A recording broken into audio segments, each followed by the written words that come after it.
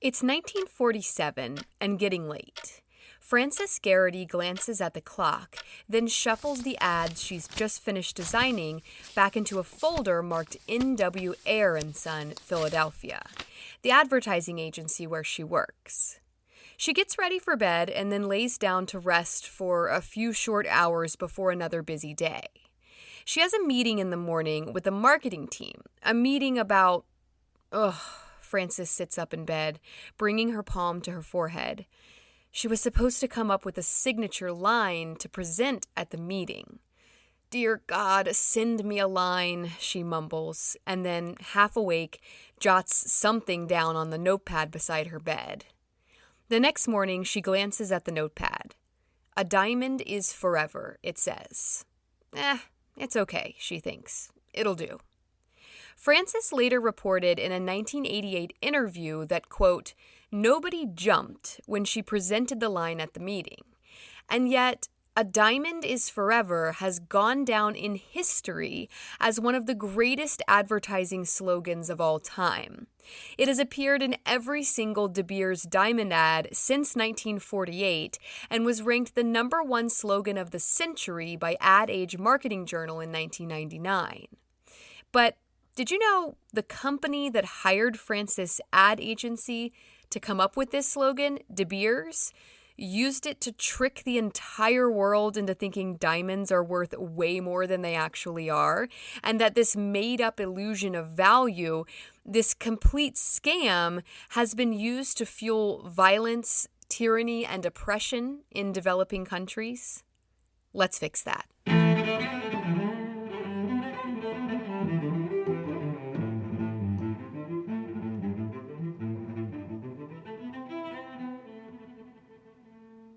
Hello, I'm Shayla Fontaine, and you're listening to History Fix, where I discuss lesser-known true stories from history you won't be able to stop thinking about. When you think of an engagement ring, go ahead, picture one. You're most likely picturing a diamond. I'm wearing a diamond engagement ring right now. The central diamond came from my grandmother's engagement ring, actually, so it's pretty special. It has sentimental value to me, emotional value. But that's it, really. Thanks to De Beers, diamonds are advertised as an investment, much like silver or gold, something with the potential to appreciate in value, or at least something that holds its value forever. But did you know, once you buy a diamond, its value actually drops by as much as 50%? People rarely sell their diamonds anyway, though. I would never sell my engagement ring, not with my grandmother's diamond in it. It's an heirloom, which is exactly what the diamond industry wanted and part of how they keep the illusion alive. According to an article by Edward J. Epstein for The Atlantic called "Have You Ever Tried to Sell a Diamond?", quote, "The diamond invention, the creation of the idea that diamonds are rare and valuable and are essential signs of esteem, is a relatively recent development in the history of the diamond trade," end quote. So what happened? How did we all get tricked into believing diamonds are a valuable investment when really they have little intrinsic value whatsoever? Let's take it all the way back. Diamonds are considered one of the oldest materials on Earth, typically between 1 billion and 3.5 billion years old. Considering Earth is only estimated to be 4.5 billion years old, they're pretty OG. Diamonds form at the center of Earth, where extremely high temperatures and pressure change carbon deposits into diamond. However, major misconception here, diamonds are not typically formed from coal. Did you think so? Me too. Nope. According to geologist Dr. Hobart M. King, quote, "Coal has rarely, if ever, played a role in the formation of diamonds. In fact, most diamonds that have been dated are much older than Earth's first land plants, the source material of coal. That alone should be enough evidence to shut down the idea that Earth's diamond deposits were formed from coal."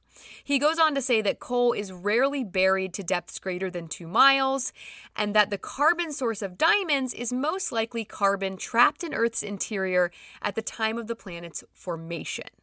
Yeah, OG. So diamonds form way the heck down there and then are delivered to Earth's surface during deep source volcanic eruptions. But diamonds burn up in magma, so the only ones that survive the eruption are those that are encased, insulated in a piece of kimberlitic rock. So, super old, super deep, super hard to get up here. How are we ever even finding these things? They seem incredibly rare. Well, sort of. At least they were at first. The earliest known mention of diamonds comes from a Sanskrit manuscript from around 300 BC in India called The Lesson of Profit, which reads, "A diamond that is big, heavy, capable of bearing blows with symmetrical points, capable of scratching from the inside a glass vessel, revolving like a spindle and brilliantly shining, is excellent. That diamond with points lost, without edges, and defective on one side is bad." That's the first written mention of diamonds. Beads marked by diamond drilling have also been found in sites in Yemen from the 300s BC. So they were clearly a thing by then. The first diamonds were found around rivers in India, but at that time, people were afraid to cut them. They thought the diamonds had magical powers that would be lost if the stones were cut. So they just polished them, but they never cut them. Also, diamonds are super hard to cut, so that probably had something to do with it. The original word for diamond from Sanskrit is Vajra, which means thunderbolt, or sometimes they're called Indrayuda, which means Indra's weapon. Indra is a warrior god from Vedic scriptures, which are the foundation of Hinduism. So clearly diamonds were seen as something quite powerful in ancient India. Eventually, diamonds made their way from India to the Mediterranean. The modern English word diamond comes from the Greek word adamas, which means unbreakable or indestructible. Around the year 78, Pliny the Elder recorded in his encyclopedia Historia Naturalis, quote, "The substance that possesses the greatest value, not only among precious stones, but of all human possessions, is adamas, a mineral which for a long time was known to kings only, and to very few of them. These stones are tested upon the anvil and will resist the blow to such an extent as to make the iron rebound and the very anvil split asunder.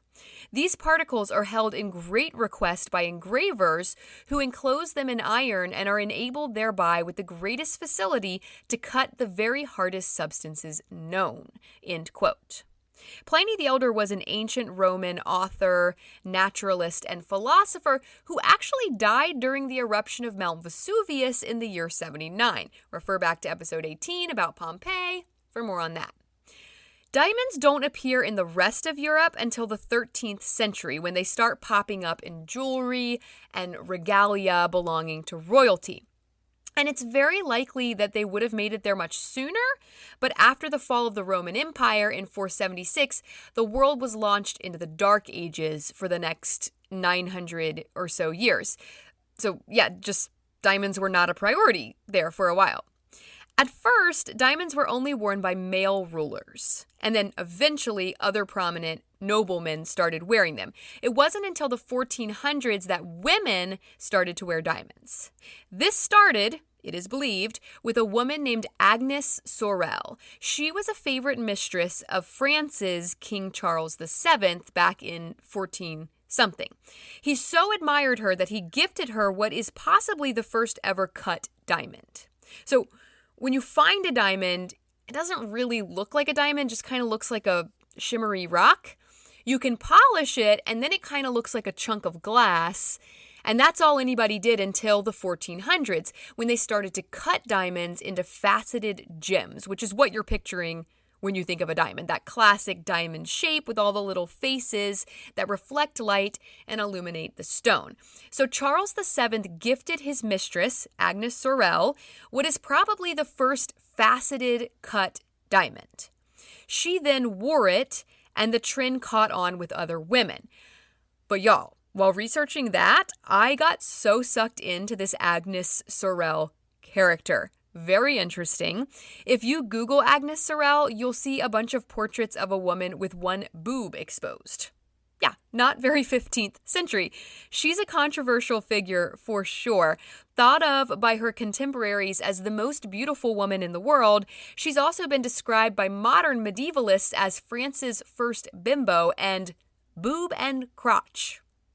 Yeah, but she actually did a lot to basically save France from ruin and then got murdered for it, almost on par with Joan of Arc, although not quite as holy. I feel a mini-fix coming on about Agnes Sorel. Keep your eyes peeled. Anyway, Agnes Sorel popularized diamond wearing for women. But really, at this point, it's still just the ruling class wearing diamond jewelry, the aristocrats. Even Agnes's stone was given to her by the King of France. In 1499, Portuguese explorer Vasco da Gama discovered the sea route to India around the Cape of Good Hope, the southern tip of Africa. And I hate saying discovered because someone else probably knew of that route, but he discovered it for Europe anyway. So this meant not having to pass through hostile Arabic territory on their way to trade for diamonds in India. It wasn't exactly a shortcut, but it still made India more accessible because it was wide open and not blocked by enemies. By the 17th century, small diamonds worked their way down into the jewelry worn by the wealthy merchant class, not just the elite rulers. By the 18th century, diamond mines in South America, mostly Brazil, increased the supply to Europe, and diamond jewelry became more and more common and was mostly just worn by women now. I think men used to be a lot more bejeweled than they are now. I'm not sure why gems and jewelry in general seem to be falling out of fashion for men over the last few hundred years. At this point, diamonds were only worn at night. It was seen as vulgar to wear diamonds during the day. Also, they were still worn only by very rich people. The common man did not own diamonds. I would not be wearing a diamond ring right now if this were still the case. But that all changed in the late 1870s when huge diamond deposits were discovered in South Africa. And this is interesting to me considering Vasco da Gama's route to India passed right by South Africa. He's like, cool, we'll just zip around here. We'll be in India in no time. Not realizing that he's actually passing right by way more diamonds than what they were mining in India. But this discovery, it seems like a gold mine or I guess a diamond mine, but actually it presented quite a problem. Diamonds were only valuable because they were rare. Their scarcity is what gave them value, supply and demand. British financiers behind diamond mining in South Africa were like, well, darn. And they feared that with this new abundant supply of diamonds, they would become semi-precious stones, not the elite top-shelf gems they had always been. According to Yuri Friedman and an article for The Atlantic called How an Ad Campaign Invented the Diamond Engagement Ring, quote, the British businessmen operating the South African mines recognized that only by maintaining the fiction that diamonds were scarce and inherently valuable could they protect their investments and buoy diamond prices. They did so by launching a South Africa-based cartel, De Beers Consolidated Mines Limited, now De Beers, in 1888, and meticulously extending the company's control over all facets of the diamond trade in the ensuing decades, end quote. So, enter De Beers, named after Johann Nicholas and Diedrich Arnoldus de Beer, two brothers who bought a farm in South Africa in 1865. In 1871, they discovered an 83.5 carat diamond on their farm, which began the South African diamond rush and prompted these British financiers to do something about it in order to protect the value of diamonds. What they did is form this monopoly. De Beers Consolidated Mines Limited fully controlled the world diamond trade for around 100 years. They stockpiled diamonds from these South African mines and then sold them strategically in small amounts to control the price. De Beers chairman Sir Ernest Oppenheimer created a network of diamond wholesalers all over the world so that they had complete control of the market. According to Epstein in the Atlantic article, Have You Ever Tried to Sell a Diamond? Quote, as De Beers took control of all aspects of the world diamond trade, it assumed many forms. In London, it operated under the innocuous name of the Diamond Trading Company.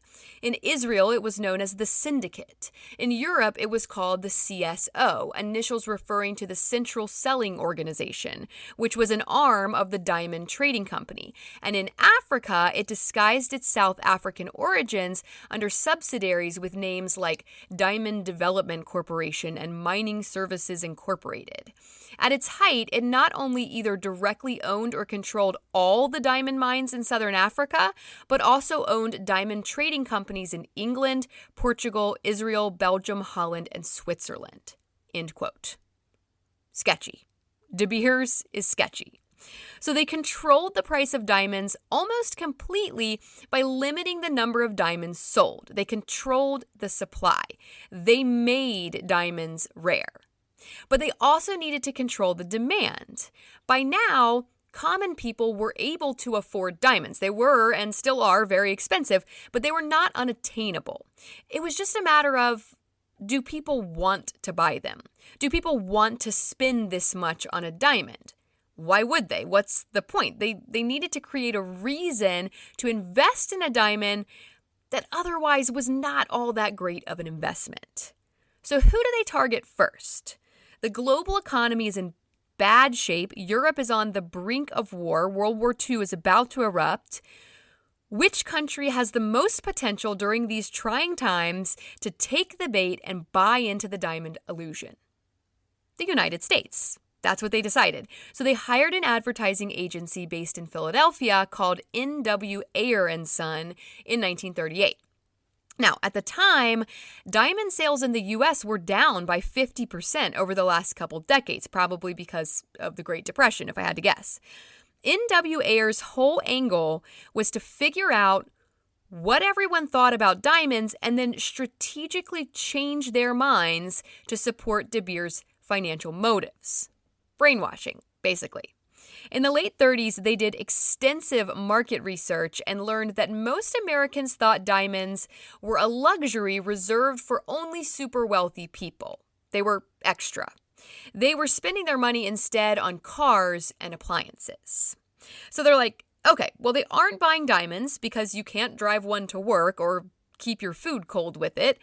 They have no use for diamonds. We need to make them useful. We need to make them meaningful somehow.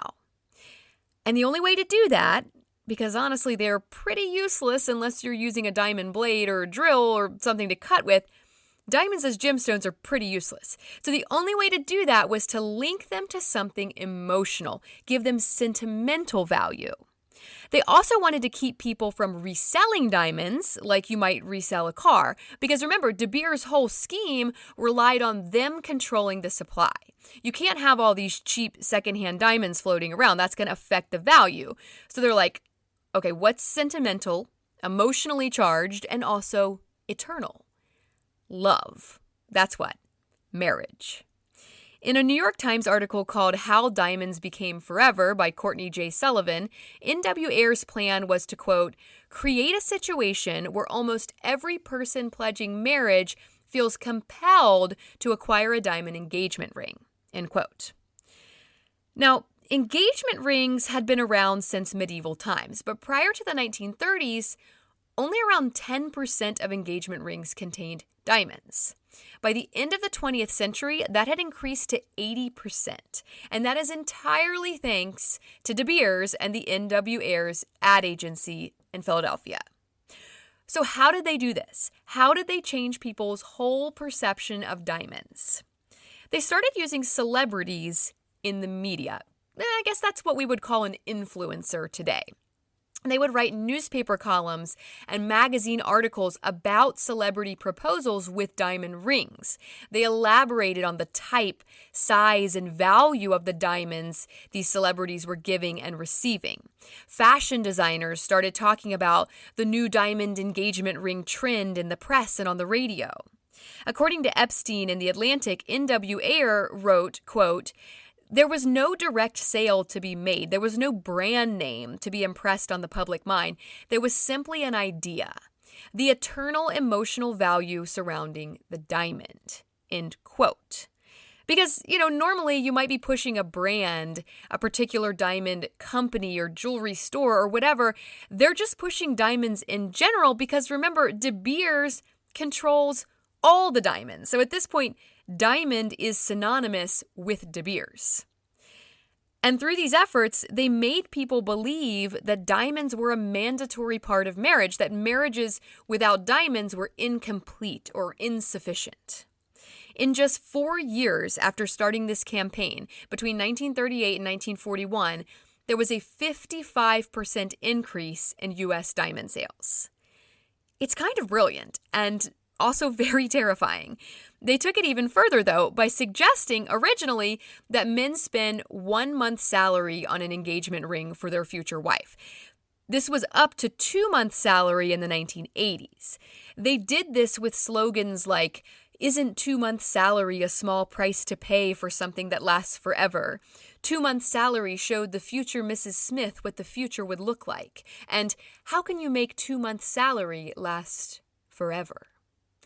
According to Dr. T.C. Mellawar, professor of marketing and strategy at Middlesex University, in a BBC article by Lawrence Cawley, quote, "Once the tradition had been created, they could put a price on it, such as a month or two's salary, and men would pay whatever was expected because it was a highly emotive purchase," end quote.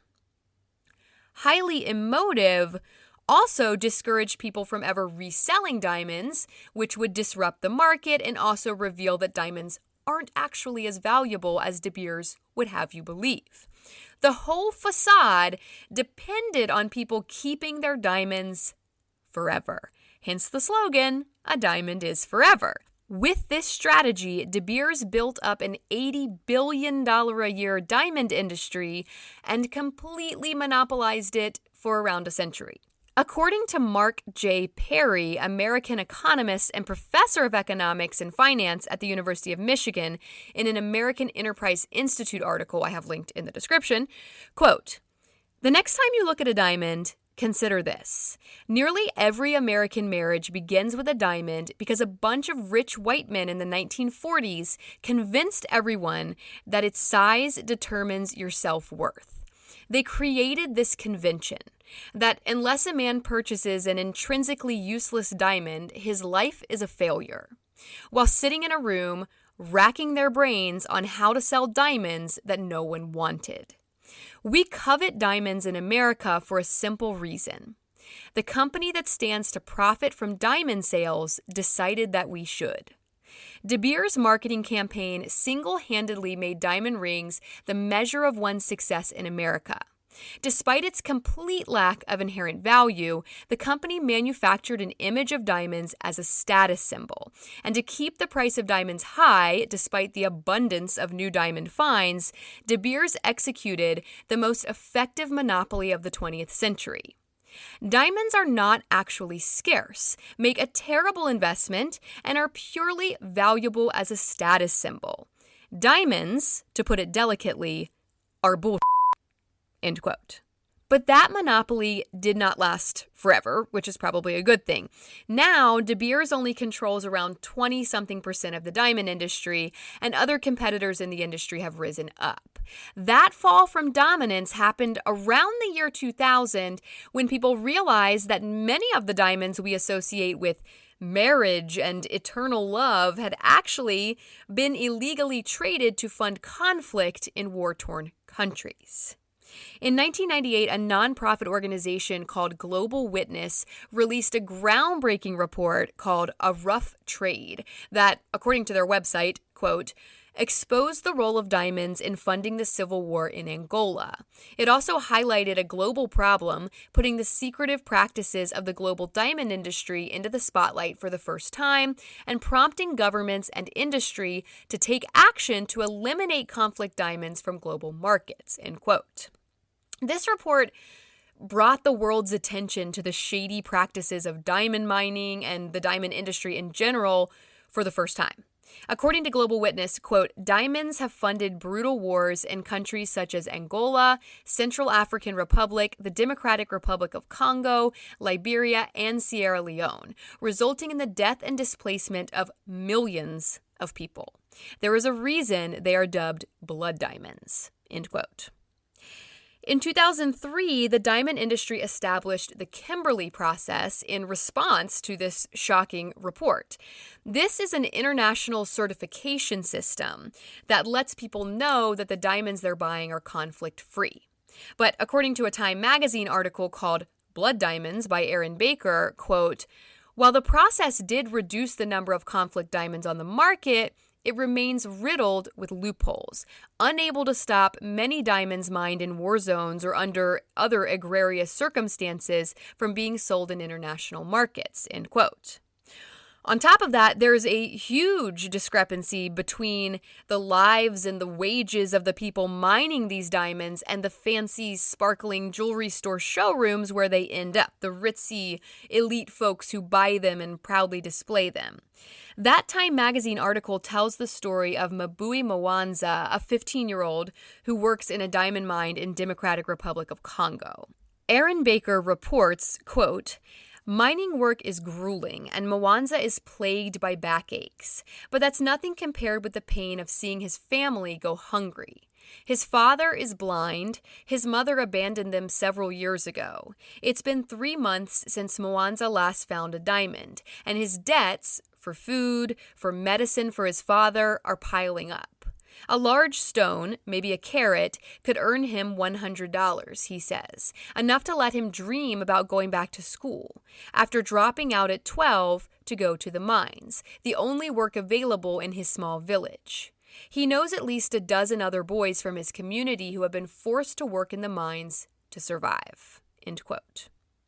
According to the article, teachers in public schools demand payment from students to supplement their insufficient government salaries. So many parents, unable to afford school, send their children to the mines to work instead, where hundreds die in tunnel collapses every year. Please, if you missed my rant at the end of last week's child migrant episode about how anything child-related is underfunded and underprioritized, please go back and listen. So children forego education to spend their days laboring in back-breaking diamond mines, hoping to dig up a stone large enough to feed their families, where 1 carat earns you $100. Do you know how much a 1 carat diamond costs consumers on the other side? Anywhere from $3,000 to $8,000 just for the stone. So we're talking about up to a $7,900 profit somewhere.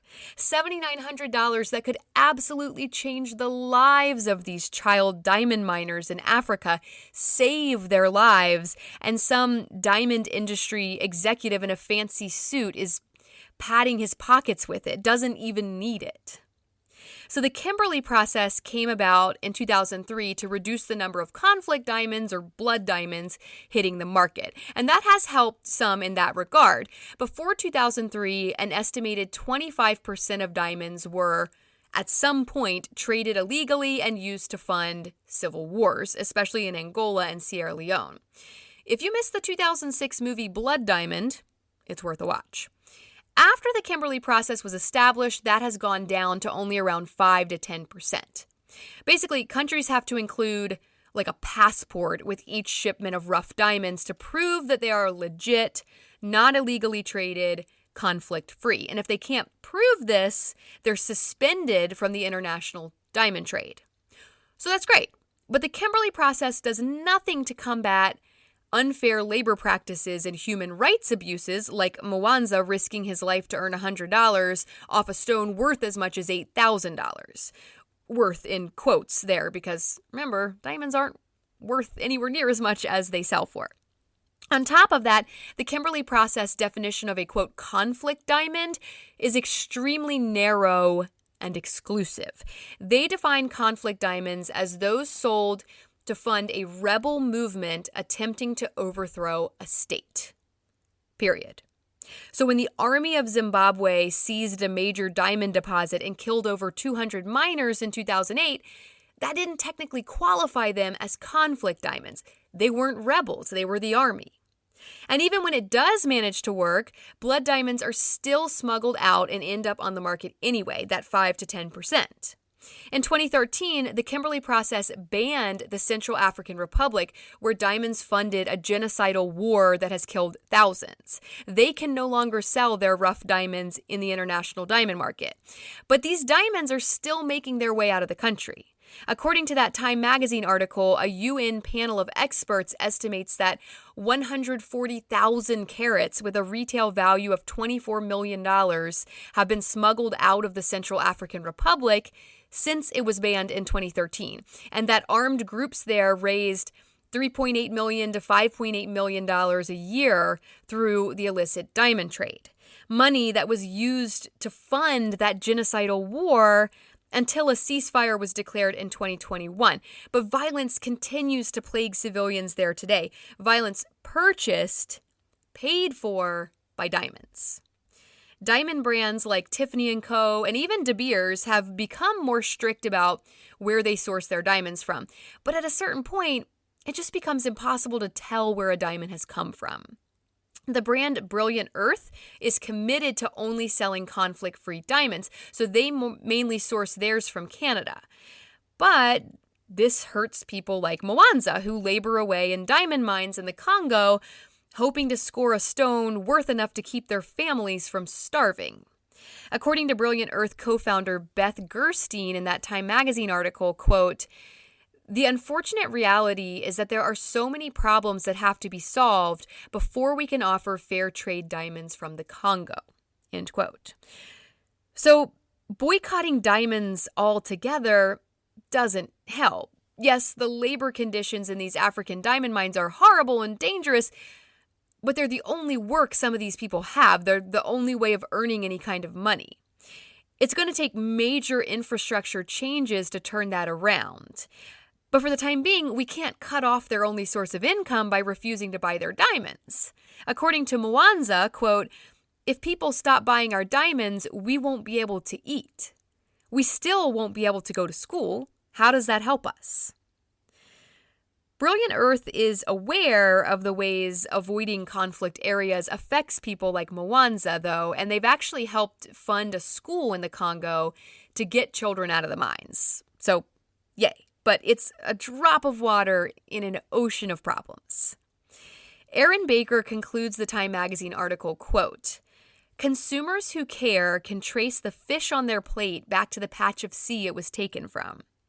They can choose fair trade apparel that benefits the cotton farmers and seamstresses who produce their clothing. But the lineage of one of the most valuable products that many consumers will ever buy in their lifetime remains shrouded in uncertainty. And too often, the people who do the arduous work of digging those precious stones from the earth are the ones who benefit the least. The only way that the blood will finally be washed away from conflict diamonds is if there is a true fair trade certification process that allows conscientious consumers to buy diamonds with peace of mind, just as they might a cup of coffee." It's a mess, y'all.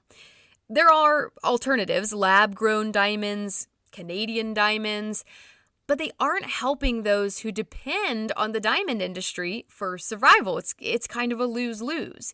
And really, at the end of the day, diamonds aren't worth all that much anyway. Diamonds are bullshit, right? So why do they dazzle us, fascinate us so? They always have. Lightning on earth, Indra's weapon, unbreakable, indestructible. But the reason I cherish my engagement ring, the reason I admire it daily as it sparkles and glistens on my ring finger, the reason I'd never part with it, my grandmother's stone, a family heirloom, a symbol of my husband's love, I'd be devastated if something happens to it. That's all thanks to Beers Consolidated Mines Limited and the N.W. Ayers & Son Advertising Agency in Philadelphia, and Francis Garrity's late-night stroke of genius. Thanks to them, for better or for worse, a diamond is forever. Thank you all so very much for listening to History Fix.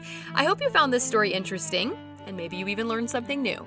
Be sure to follow my Instagram at HistoryFixPodcast to see some images that go along with this episode and to stay on top of new episodes as they drop. I'd also really appreciate it if you would rate and follow this podcast on whatever app you're using to listen. That'll make it much easier to get your next fix. Information used in this episode was sourced from Time Magazine, Human Rights Watch, Global Witness, BBC, Galerie du Dumas, Vice, Geology.com, CBS News, The Atlantic, American Enterprise Institute, CNN, and the New York Times. As always, links to these sources can be found in the show notes.